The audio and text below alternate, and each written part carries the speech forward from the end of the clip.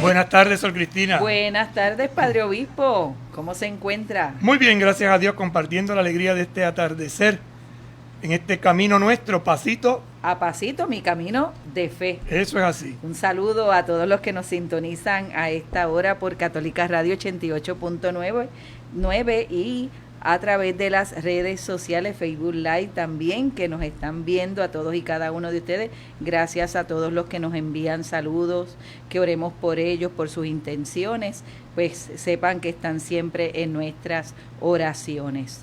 Hoy la iglesia celebra, ¿verdad?, la fiesta en algunos lugares y la memoria de San Pío de Pietrelcina. Un santo, un hombre contemporáneo que se distinguió por ser un hombre de gran misericordia. Tenía ese don especial de Dios de leer los corazones y de dar palabras que llenaban de esperanza y bálsamo misericordioso, valga la redundancia, a los corazones afligidos.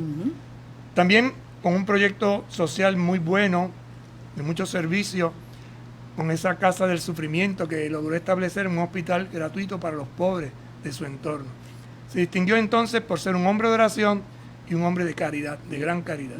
Y usted decía esta mañana, Padre, en la homilía, que era un buen confesor también, iba mucha gente, que aunque era fuerte de carácter, pero yo leí también que decía que tenía algo que hacía que la gente regresara, a pesar de ser fuerte en su forma de ser o de tratar, pero la gente igualito regresaba hacia él. Por eso pedimos al Señor hoy que nos conceda confesores, hombres espirituales de profunda fe, que sean puentes de misericordia.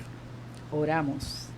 Señor Jesucristo, tú que nos acompañas en el camino de la vida, te pedimos que enciendas en nuestros corazones con el fuego de las Escrituras, para que participando en tu mesa, seamos fortalecidos en el amor y la unidad. Y así lleguemos a ser auténticos servidores del reino. Tú que vives y reinas por los siglos de los siglos. Amén. Santa María de Guadalupe, ayúdanos a ser discípulos misioneros. San Juan Diego, ayúdanos a ser discípulos misioneros. Beato Carlos Manuel, ayúdanos a ser discípulos misioneros. San Pío de Pietrelcina, ayúdanos a ser discípulos misioneros. Seguimos con nuestra mirada, esta vez nuestra mirada puesta en Jesús, que nos llama y nos invita a ver esa vocación tan especial de la familia. Y entramos ya, Padre, en el tercer capítulo de esta exhortación tan hermosa sobre la alegría del amor del Papa Francisco, en claves y propuestas sobre el amor en la familia. Y esta exhortación, como hemos venido diciendo desde que iniciamos con este texto, ¿verdad?, es dedicado de manera especial a los esposos cristianos. Partimos de esta clave porque para entender, ¿verdad?, la enseñanza que nos da la Iglesia desde la experiencia de vida con Jesús, necesitamos tener fe, pero fe cristiana. No es cualquier fe, no es cualquier, podríamos decir, punto de reflexión.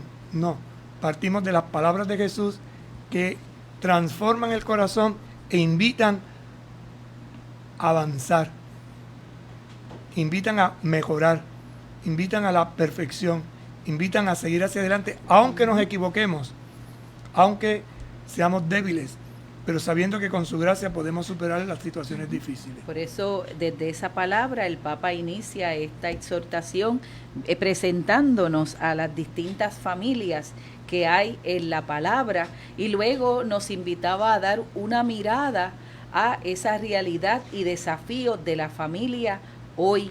Y ayer compartíamos, finalizábamos, ¿verdad?, esta segunda parte de este segundo capítulo sobre la realidad y desafíos de la familia, sobre algunos desafíos importantes que era preciso él continuar dando esa mirada. Entonces, compartíamos que este es el Papa en esta exhortación de la mirada. Por eso este tercer capítulo le pone por título La mirada puesta en Jesús, vocación de la familia. Iniciemos pues nuestro diálogo. Entremos de lleno ya en la senda de esta reflexión vespertina. Dirá el Papa en el numeral 58.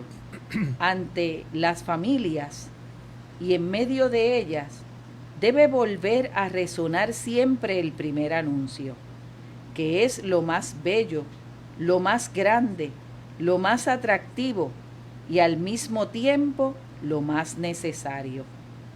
Y debe ocupar el centro de la actividad evangelizadora. Es el anuncio principal, ese que siempre hay que volver a escuchar de diversas maneras y ese que siempre hay que volver a anunciar de una forma o de otra. Porque nada hay más sólido, más profundo, más seguro, más denso y más sabio que ese anuncio. Y toda formación cristiana es ante todo la profundización del querigma. ¿Y qué entendemos por querigma? Que en Jesucristo muerto y resucitado se ofrece gratuitamente la salvación. Ese es el anuncio festivo. Ese es el anuncio transformador.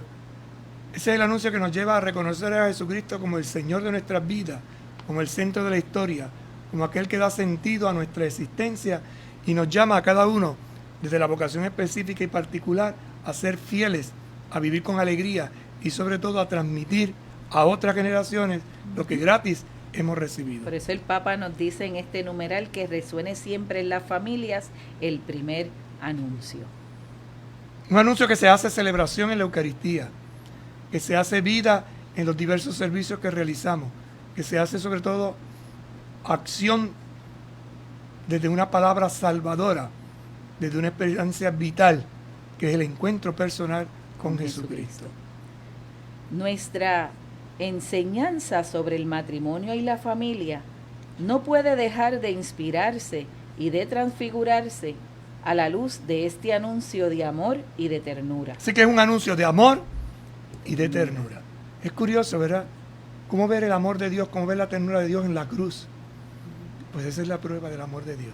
Que tanto amó Dios al mundo que entregó a su único Hijo para que todo el que crea en Él, por Él tenga vida y vida abundante.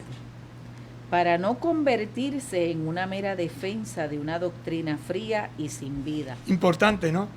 Para que no se convierta en una doctrina meramente fría, seca.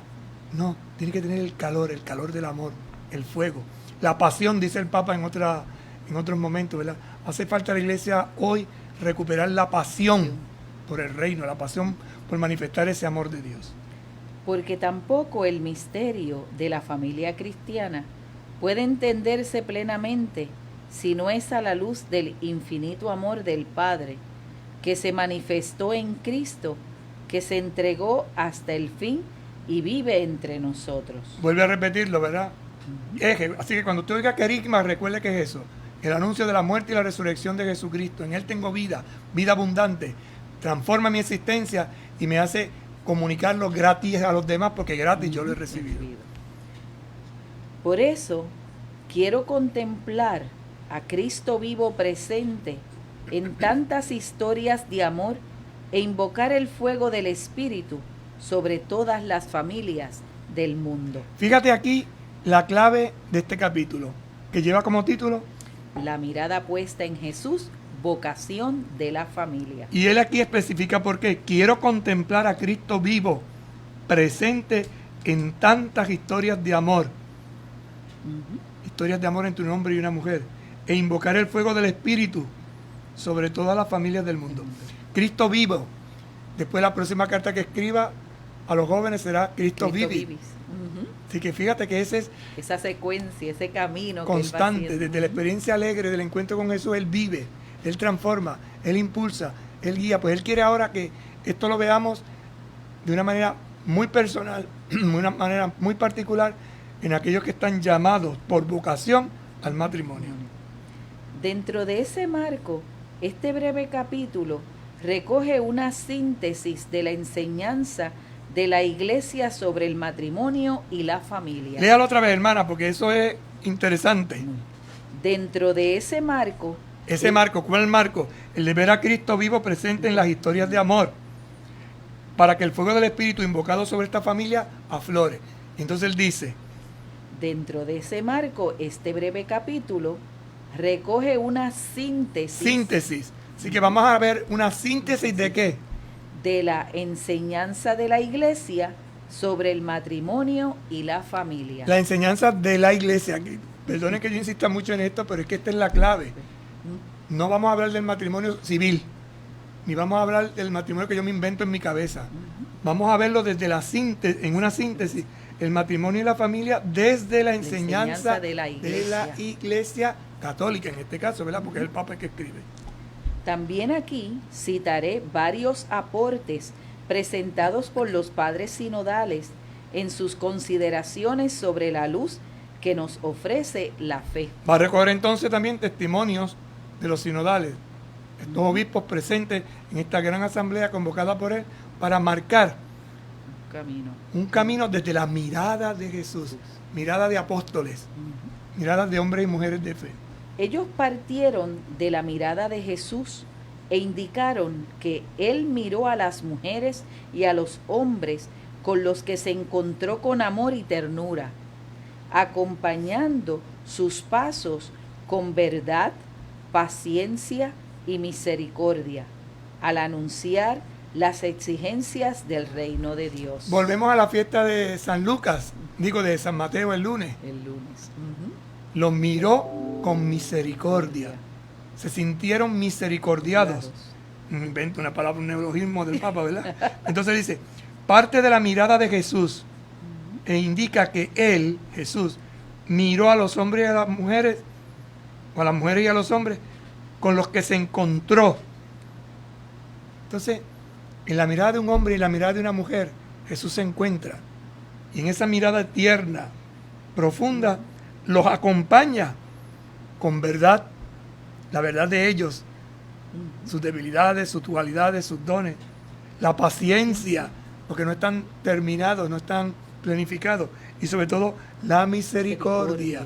Esas tres palabras marcan una pastoral matrimonial, una pastoral familiar. Verdad, paciencia y misericordia. ¿Para qué? Al anunciar las exigencias del reino de Dios. Porque el reino de Dios tiene unas exigencias. Entonces, si usted quiere vivir su matrimonio conforme a las exigencias del reino, tendrá que poner en práctica las claves que nos da la iglesia. Porque la iglesia lo que hace es dar una enseñanza fundada en la verdad, que pasa por la paciencia y está llena de misericordia. El matrimonio según el reino de Dios anunciado por Jesús. Así también el Señor nos acompaña hoy en nuestro interés por vivir y transmitir el Evangelio de la familia. Así que ahora, ¿qué vamos a tratar de entender? ¿Cómo se vive y cómo se transmite el Evangelio de la familia? Es interesante porque dice el Evangelio de la familia, pero no es un solo Evangelio. Sí, pero es que es el Evangelio vivido en la familia. Como es el Evangelio, que es el mismo Evangelio que es Jesucristo, pero vivido en clave de vida consagrada, como usted como religiosa o yo como ministro de la iglesia. El Evangelio que vive la iglesia para el servicio del mundo. Un Evangelio que da vida y vida abundante. Aquí es cómo ese Evangelio aplicado, vivido en el matrimonio, da vida al matrimonio para que el matrimonio dé vida a la sociedad. Recordando lo que se decía, ¿no? Que la sociedad no funciona si la familia, si el matrimonio no funciona. Lo veíamos. Debilitar a la familia perjudica a la sociedad. ¿Cómo se fortalece la familia? Poniendo en práctica el Evangelio. Un Evangelio que nos anuncia una verdad. Un Evangelio que lleva camino de paciencia, pero que está lleno de misericordia. Entonces vemos como en estos tres numerales el Papa nos ha enriquecido de una manera donde nos invita a que resuene siempre en las familias el primer anuncio, ese querigma. Y ese querigma nos lleva a una enseñanza y el misterio de la familia cristiana. Y esa familia cristiana, en esa enseñanza de la iglesia sobre el matrimonio y la familia, ¿verdad? Donde parte desde una mirada de Jesús e indicaron que Él miró a las mujeres y a los hombres con los que se encontró con amor y ternura, acompañando sus pasos con verdad, paciencia y misericordia al anunciar las exigencias del reino de Dios. ¿Cómo se enamora la gente? mirándose. ¿Qué es lo que mira en la otra persona? Su físico, sus cualidades, sus dones, su persona. Y ahora, como usted dice, y ha comentado en otros momentos, padre, que tenemos la mascarilla, ahora la mirada, ¿verdad? Se encuentra más. Ahora van a ser bien interesantes los Esos noviazgos. Porque hay que mirarse. Hay que mirarse y los ojos expresan todo, así que se habla con los ojos. Una mirada de amor profunda. Jesús recupera y lleva a su plenitud el proyecto divino. Entonces partimos de un principio. Jesús recupera y lleva a plenitud el proyecto divino. Por tanto, hay un proyecto que parte de Dios. ¿Y Jesús qué hace? Lo recupera. Al principio no era así. Al principio no era así. Dios permitió, Moisés les permitió, pero al principio no era así. Recupera lo que era del principio. ¿Y qué hace? Lleva a plenitud, lo lleva a mejorar, lo lleva a expresar lo que verdaderamente tiene que ser. Nos dirá el Papa en el numeral 61, frente a quienes prohibían el matrimonio, el Nuevo Testamento enseña que todo lo que Dios ha creado es bueno. No hay que desechar nada. Fíjate lo que dice el enunciado, que está bien suavecito ahí, pero es que parte de un problema que había. Había gente, y hay gente, que prohíben el matrimonio. En la época de Jesús, como sucede hoy también. Hay gente que quieren desbaratar esto, lo quieren destruir. Entonces dice, el Nuevo Testamento enseña que todo lo que Dios ha creado es bueno. No hay que desechar nada. Por lo tanto, el matrimonio es bueno, es positivo. Usted no puede partir de que el matrimonio es malo. No le podemos decir a los muchachos que el matrimonio es malo. Es que eso es muy difícil, eso no hay quien lo viva. Estás destruyendo. No, todo lo que Dios ha creado es bueno. ¿Dónde está la maldad? En el corazón del hombre que se ha desviado. ¿De qué? Del proyecto de Dios. Por eso Jesús viene a ¿qué? Ayudarnos a recuperar ese proyecto divino. Por eso en esas realidades y desafíos que veíamos en las semanas pasadas cuando compartíamos la exhortación, había uno de los números que decía que en muchas familias hacían que estos jóvenes no llegaran al matrimonio porque no lo querían, ¿verdad? Eran impedimentos, ponían obstáculos para que estos jóvenes no realizaran esa experiencia de vivir en matrimonio. ¿Y cómo se hace esto? Pues diciéndole que eso no funciona. Eso es para toda la vida. Tú te vas a casar para toda la vida. Recuerda que cualquier cosa vienes para acá. Pero tú estás loco. Eso no es que lo aguantes. Tú, con el mismo hombre, una mujer con el mismo hombre, una misma mujer toda la vida. No. Eso es que 10 años y cambia. Sí. Entonces, van sembrando unas ideas que destruyen. Irreales. Que destruyen lo esencial. ¿Qué es lo esencial? Que todo lo que Dios ha creado es bueno. Eso no quiere decir que no haya dificultades, eso no quiere decir que no haya retos, eso no quiere decir que no haya aventura. Esa es precisamente la vocación, superar, mejorar, impulsar. El matrimonio es un don del Señor. Fíjate el segundo aspecto, el matrimonio es un don. Regalo. Es gracia, es del Señor. Hay gente que no está llamada al matrimonio y tiene que discernir. Y esto es importante que lo entendamos, porque una vez que se casa una vez, se casan dos, se casan tres, se casan cuatro, que ese señor o esa señora, esta persona, no ha entendido. Hay algo que no ha logrado comprender. ¿Qué es lo que lo ha logrado comprender? Que es un don, que es un regalo. Si yo no descubro el regalo como un don, como algo gratuito, no lo voy a desarrollar. Al mismo tiempo, por esa valoración positiva, se pone un énfasis en cuidar ese don divino. Si es un don, hay que cuidarlo, hay que protegerlo. Respeten el matrimonio, el lecho nupcial. Ese regalo de Dios incluye la sexualidad. No os privéis uno del otro. Es decir, aquí hay dos elementos interesantes que tienen que ver con el hecho de dormir juntos. Hay una carta de los padres de la iglesia donde dice que los cristianos lo comparten todo, menos el lecho nupcial. Interesante. En esa clave, ¿no? Es decir, sí, todos compartimos la mesa, compartimos la comida, compartimos el viaje, pero la intimidad, que tiene que ver con el lecho nupcial. Por eso dice, respeten el matrimonio. El lecho nupcial. El lecho nupcial. Por eso la habitación de los esposos es sagrada, como un templo. Es un lugar privilegiado. Que es solamente para ellos. Es para ellos, es su santuario. Y entonces dice, ese regalo de Dios incluye la sexualidad. por eso el cuerpo se entrega en donación total y plena a la otra persona.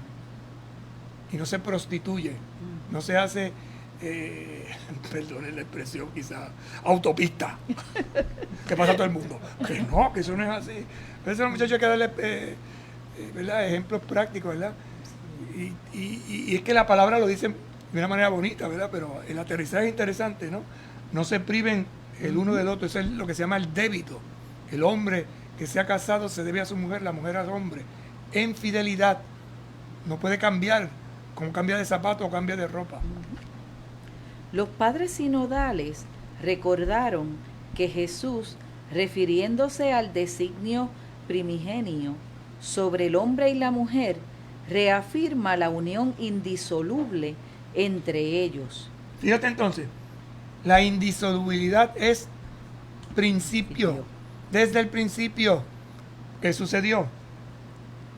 Si bien diciendo que por la dureza de su corazón se le permitió a Moisés repudiar a sus mujeres, pero al principio no era así. Por la dureza del corazón. ¿Por qué Moisés permitía esa separación? ¿Por qué la ley a veces permite esa separación? Porque no se ha hecho un buen discernimiento. Y si hay dureza de corazón, si hay maltrato, uno puede tratar bien con esa persona. Tampoco es que la va a matar, que no se trata de eso. Entonces, la clave de todo esto es cómo formamos, cómo transmitimos la fe en el matrimonio de acuerdo a lo de Jesús. Entonces, no te puedes casar de ahora para ahorita, que eso no funciona. Hay un flechazo y ya, que eso no es así. Que tiene que haber un discernimiento, que tiene una madurez, que tiene que haber unas cualidades, que tiene que haber un proceso. Así como el Papa nos dice una mirada, nosotros hemos estado con el proceso, que es sumamente importante. Que es una mirada. En este caminar. El proceso es una mirada del conjunto, las cualidades de esta persona, los dones de esta persona, en qué tengo que crecer, qué tengo que mejorar, qué tengo que superar, qué tengo que impulsar, qué tengo que mantener, qué tengo que, pero con mirada de bondad, de amor.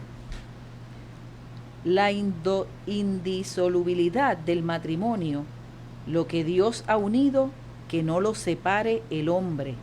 Hasta la palabra es difícil de decir. Indisolubilidad. Es decir, que no es soluble, que es una cosa soluble, que se deshace. Se desintegra. Entonces el matrimonio es el matrimonio cristiano católico.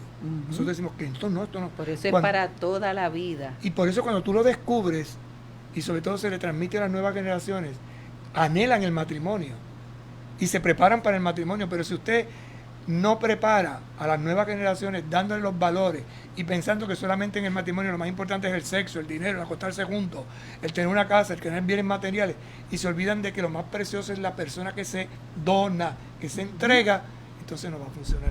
No va a funcionar nunca. Y después, en el rito matrimonial, ¿verdad? En la ceremonia, hasta que la muerte nos separe. Rito que no reta, no sirve. El rito me tiene que retar ¿a qué? A caminar hacia donde, a la santidad. ¿Cuál es la ventaja de los que se casan? Que el hombre ayuda a la mujer y la mujer ayuda al hombre ¿a qué? A llegar al cielo. Esa es la ruta, esa es la aventura. Y esto es uno de los sacramentos también que es indisoluble, que no se puede borrar, no se puede quitar, ¿verdad? Es hasta toda la vida, hasta que esa persona salga de este mundo o la otra, ¿verdad? Por eso es un proceso, ese discernimiento, lo hemos estado hablando desde que empezamos a hablar, a compartir más bien con ustedes esta exhortación. Por eso la palabra dada ante el altar sella. Y por eso es tan importante recuperar el sentido de la palabra y enseñar a las nuevas generaciones el valor de la palabra. Nuestros padres, nuestros mayores, cuando daban la palabra, yo soy un hombre de palabra, yo soy una mujer de palabra, se daban la mano, como un sello, pactaban. Y una vez que decían eso, palabra de hombre, eso quería decir que se sellaba. Hoy, por desgracia, se ha desvirtuado esto. necesitamos recuperar el valor de la palabra.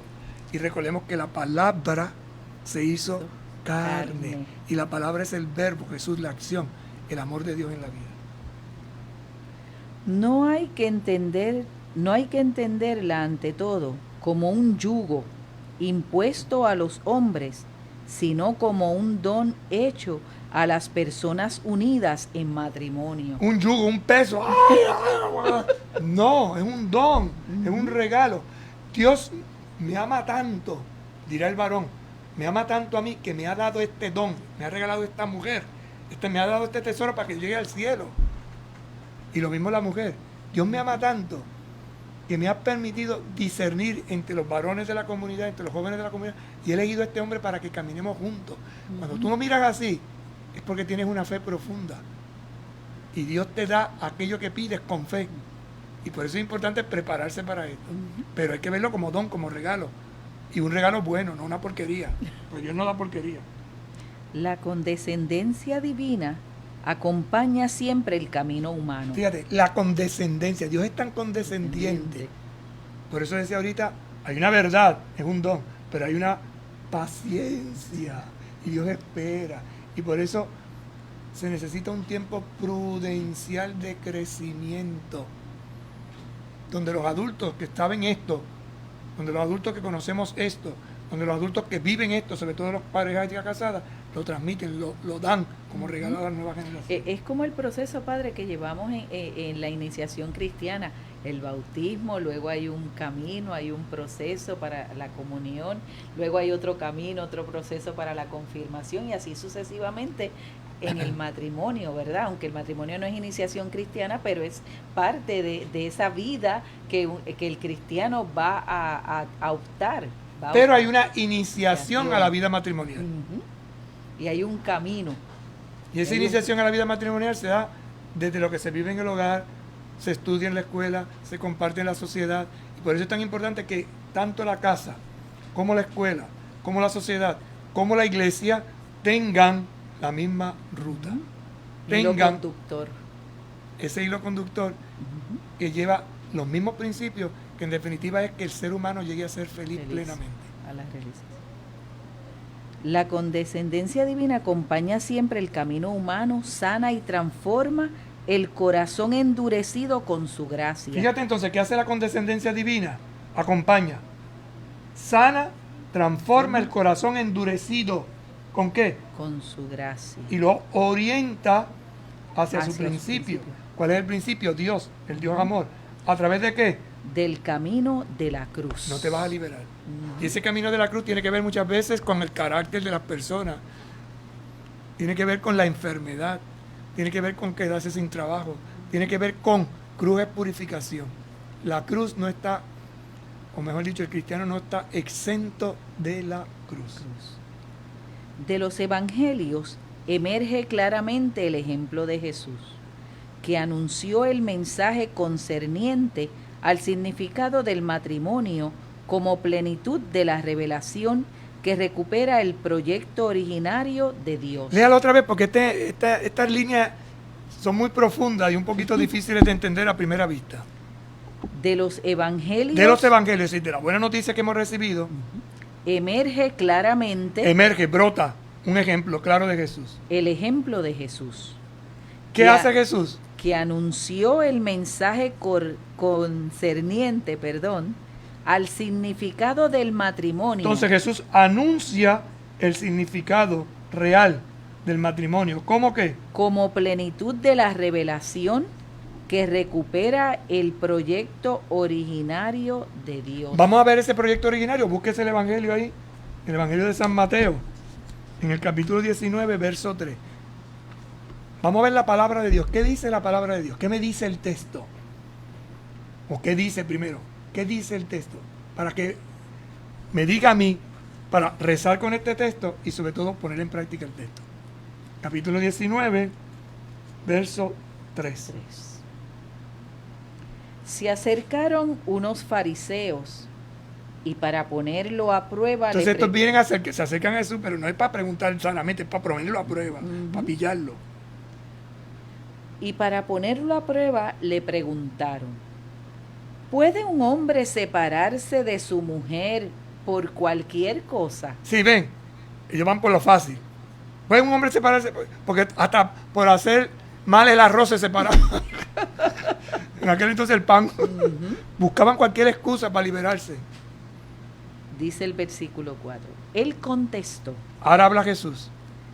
¿no han leído que al principio el Creador los hizo hombre y mujer? ¿Qué hace Jesús? Los lleva a la escritura, porque ellos conocían la escritura, eran fariseos, eran gente versada Los en la lleva ley. al origen. Y dice, ¿qué dice la Biblia? ¿Qué dice la escritura?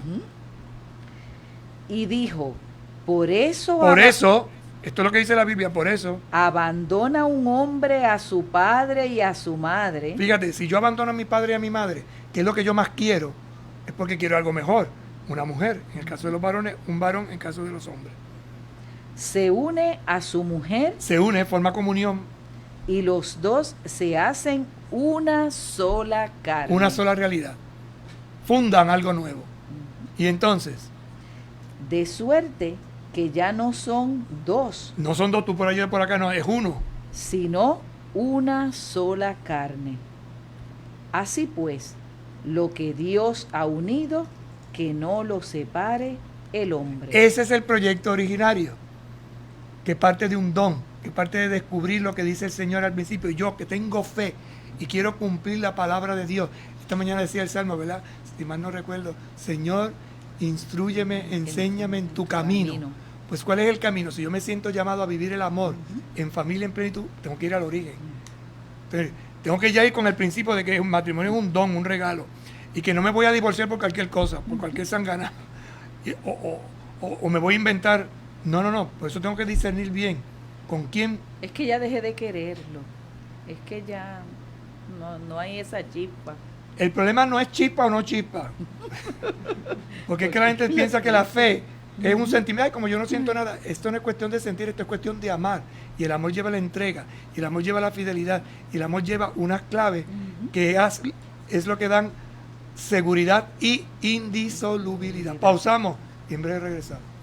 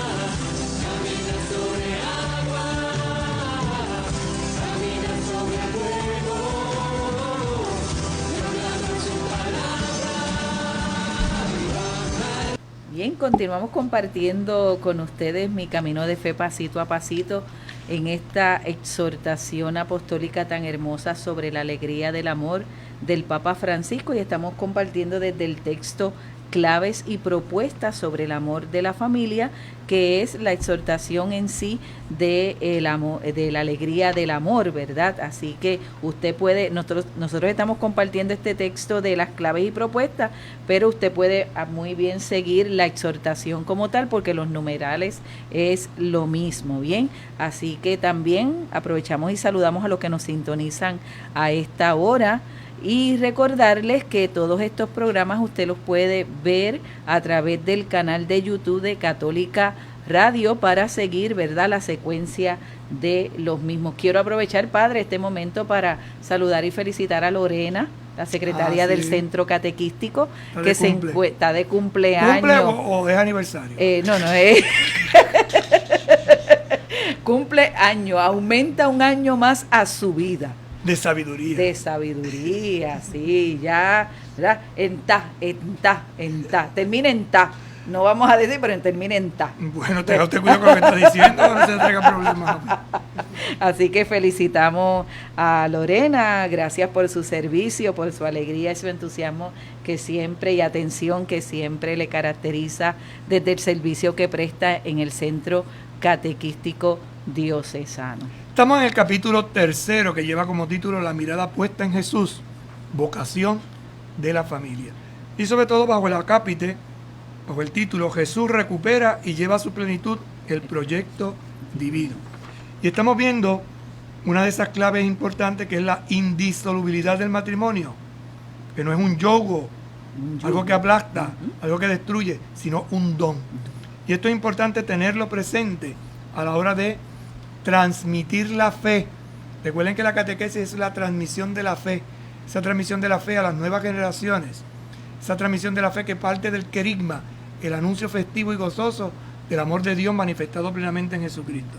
Y estamos en este número 62, culminando, donde dice que Jesús recupera el proyecto originario de Dios, y lo veíamos a la luz de la palabra del Evangelio de San Mateo. Al principio no era así. Dios los creó hombre y mujer como un don, el uno para el otro. Por eso dejar el hombre a su padre y a su madre, y se unirá a su mujer, y serán los dos una sola carne. Y a partir de ese momento inician esa aventura. Vamos al número 63, donde nos dice: el Evangelio de la familia atraviesa la historia del mundo. Por lo tanto, esta buena noticia atraviesa la historia. La historia, entiéndase, los acontecimientos, los momentos, las personas que hacen la historia, porque son las personas las que hacen historia. O sea, uno dice, vamos a ver la historia, empezamos a ver un montón de objetos viejos o antiguos. Esos son signos de esa historia, pero la verdadera historia la hacemos las personas. Y la historia es de salvación. Jesús, que reconcilió cada cosa en sí misma, volvió a llevar el matrimonio y la familia a su forma original. Ahí tenemos otro principio importante. ¿Cuál es la misión de Jesús? Reconciliar. Reconciliar, conciliar. ¿Qué quiere decir conciliar? Poner en paz. Reconciliar quiere decir poner en paz, servir de puente. Todas las cosas en sí mismas. ¿Por qué? Porque las cosas por el pecado se habían roto. Separado. Y Jesús viene a sanar todo eso. Por eso dice, también volvió a llevar el matrimonio y la familia a su forma original. Y pone el paralelo de Mateo 10, 1, 12, que lo leímos en Marcos, que lo leímos en Mateo y ahora lo pone en Marcos. La familia y el matrimonio fueron redimidos por Cristo. ¿Qué quiere decir que fueron redimidos por Cristo? Vamos a verlo en este texto de la carta a los Efesios. ¿Qué quiere decir San Pablo con que fue redimido? ¿De qué lo ha redimido? Porque es interesante entender, comprender al principio que las cosas funcionaban, pero ¿qué pasó? Que se rompieron. ¿Qué pasó? Que se separó. Pues dice Pablo en la carta a los Efesios, explicándonos. Sométanse los unos a los otros en atención a Cristo. En atención a Cristo, sométete. Es decir, no es caer bajo un yugo, sino entra en comunión. Y la palabra de someter puede entenderse, ¿verdad?, como que es obligados. No, no, no. Entra en comunión. Uno con el otro. Continúe. Las mujeres deben respetar a los maridos. Y ahora va a ser un enunciado. Recuerden que cuando Pablo escribe esto también habla a una cultura. Y esto también lo tenemos que interpretar en nuestra cultura, porque Retría al principio decía, o hace un momentito decía, que la historia la hacen las personas. Y la iglesia evangeliza la cultura. Y por eso algunos aspectos de aquí pueden sonar un poco chocantes ahora, pero hay que entenderlo en la mentalidad de entonces, para aplicarlo a la mentalidad de ahora. Las mujeres deben respetar a los maridos como al Señor. El marido como al Señor. ¿Ves? Pero un respeto que es reverencial, no es de sometimiento dictatorial. Porque el marido es cabeza de la mujer, como Cristo es cabeza y salvador de la iglesia, que es su cuerpo. Entonces, Pablo va a utilizar una comparación. Dice, así como el cuerpo humano tiene una cabeza, en la familia hay una cabeza, una vocación, orienta, y esa especificidad se la da al varón. Recuerden que estamos hablando de una sociedad patriarcal. Hoy lo interpretaremos en otro equilibrio, en ese sometimiento de igualdad, donde cada uno complementa. Pero recuerden que estamos en una época y tenemos que ver cómo lo actualizamos en la nuestra. Así como la iglesia se somete a Cristo, de la misma manera las mujeres deben respetar en todo a los maridos. Es una forma de expresión. Recuerden que es cultural. Y a veces este texto se convierte en una guerra. No, que esto no es así. Entiéndase. Tú me en su tienes situación. que respetar. Sí, pero ese respeto es mutuo. No es simplemente de aquí para allá, sino de allá para acá también.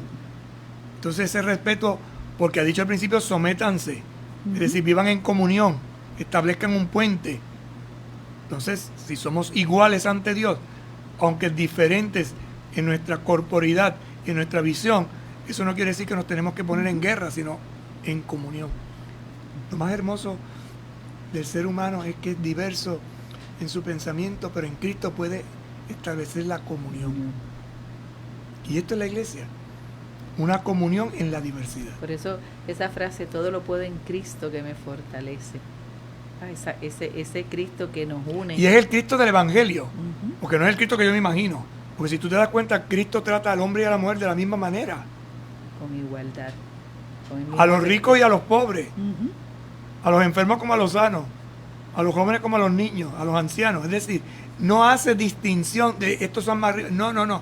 Es una igualdad. Es una familia. Es un equilibrio. Maridos, amen a sus esposas como Cristo amó a la iglesia y se entregó por ella. Entrega. Ahora va a empezar a dar características. Entrega. Para limpiarla con el baño del agua y la palabra y consagrarla. Para presentar una iglesia gloriosa, sin mancha ni arruga, ni cosa semejante, sino santa e irreprochable. Hay que ver la cultura de entonces y cómo el varón tenía que darle a la mujer lo mejor que podía. Y por eso habla de agua, habla de limpieza. Fíjate que habla de respeto, pero habla de limpieza y le dice como el agua, para que como el agua y la palabra, y una palabra que no sea hiriente ni destructiva, sino una palabra que construya. Y consagrarla para presentar una iglesia gloriosa, hermosa, bella, sin mancha ni arruga, ni cosa semejante, sino santa e irreprochable. ¿Ves? Lo mejor que le puede tocar a un hombre, siguiendo la Sagrada Escritura del Antiguo Testamento, es una buena mujer. Por eso en el libro de los Proverbios, ese elogio que hace a la mujer, una mujer hacendosa, virtuosa, todo eso, planificado en Jesucristo, porque hay reconciliación, porque el pecado daña y destruye, y el hombre se puede poner machista, dictador, destructivo, ¿no? Y en Cristo no puede ser así, es algo nuevo. Así tienen los maridos que amar a sus mujeres. Así tienen los maridos que amar a las mujeres como Cristo que se entregó. Así que déjate de majadería. Como a su cuerpo. Como a su cuerpo. Si tú cuidas tu cuerpo y lo proteges y tu mujer es tu cuerpo, tienes que amarla, respetarla, cuidarla, protegerla. Por eso hay que entender bien esto. Porque es que si nos quedamos simplemente con la parafernalia, o sea, con las palabritas sin entrar en la cultura, en la profundidad de lo que quiso decir, quiere decir, y ahora tenemos que practicar. Así como el Papa nos dice de hacer una lectura pausada de este texto, también la palabra hay que hacer una lectura pausada para poder entonces comprender qué es lo que quiere decirnos, en este caso Pablo. Y por eso se llama orante, desde Dios. ¿Qué nos quiere decir el Señor? Quien ama a su mujer, se ama a sí mismo. Fíjate, quien ama a su mujer, se ama a sí mismo. Si tú no eres capaz de amar a tu mujer y te avergüenzas de ella y no la presentas, pues entonces no te ama. Y si tú no te amas a ti mismo, no puedes amar a nadie. es imposible. Nadie aborrece a su propio cuerpo. Nadie. Por eso, la persona que no se acepta a sí misma y siempre tiene el pelo rubio, se lo quiere cambiar. Si está gordo, quiere estar flaco. Si está flaco, quiere estar gordo. El que no se acepta a sí mismo, nunca es feliz. Nunca. Estás vuelto hecho un etcétera. Por no decir otra cosa. Más bien lo alimenta y cuida. Alimenta, cuida porque se ama. Así hace Cristo por la iglesia. Así hace Cristo por la iglesia. Por nosotros que somos los miembros de su cuerpo. Somos los miembros de su cuerpo. Por lo tanto, el mismo cuidado que tengo yo por mi cuerpo, Cristo lo tiene por mí. Y tú como esposo tienes que hacer lo mismo con tu esposa, con tus hijos, con tu familia. Y ahora entonces Pablo hará memoria en este versículo 31. Por eso abandonará el hombre a su madre y a su padre y a su madre, se unirá a su mujer y serán los dos una sola carne. Vuelve al origen. Vuelve al inicio. Vuelve al inicio. Ese símbolo es magnífico y yo lo aplico a Cristo y la iglesia. Por eso los matrimonios cristianos son sacramentos, son signos, señal de qué, de la presencia viva del resucitado. Por eso nosotros los célibes, los que no estamos casados, cuando vemos un matrimonio que se lleva como Dios manda, ¿verdad? Como el Evangelio pide, entonces estamos viendo el amor de Cristo hacia su iglesia, el amor de la iglesia hacia Cristo, y lo vemos en el hombre y la mujer que se aman. Y aquí se nos acabó el tiempo. Ave María, esto así que hasta mañana, para que sigan mañana meditando. Seguimos en la historia. En la historia de un amor. Un love story. Vamos a pedirle a la Sagrada Familia de Nazaret que nos ayude para vivir con plenitud nuestra vocación. Jesús, María y José, en ustedes contemplamos el esplendor del verdadero amor. A ustedes confiados nos dirigimos. Santa Familia de Nazaret, haz también de nuestras familias lugar de comunión y cenáculo de oración, auténticas escuelas del Evangelio y pequeñas iglesias domésticas. Santa Familia de Nazaret, que nunca más haya en las familias episodios de violencia, de cerrazón y división. Que quien haya sido herido o escandalizado sea pronto consolado y curado. Santa Familia de Nazaret, haz tomar conciencia a todos del carácter sagrado e inviolable de la familia, de su belleza en el proyecto de Dios. Jesús, María y José, escuchen, acojan nuestra súplica.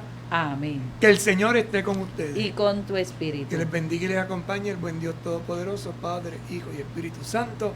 Amén. Nos vemos mañana si Dios quiere. En este su programa, Mi Camino de Fe, pasito a pasito. Buenas tardes. Con un vaso de fe.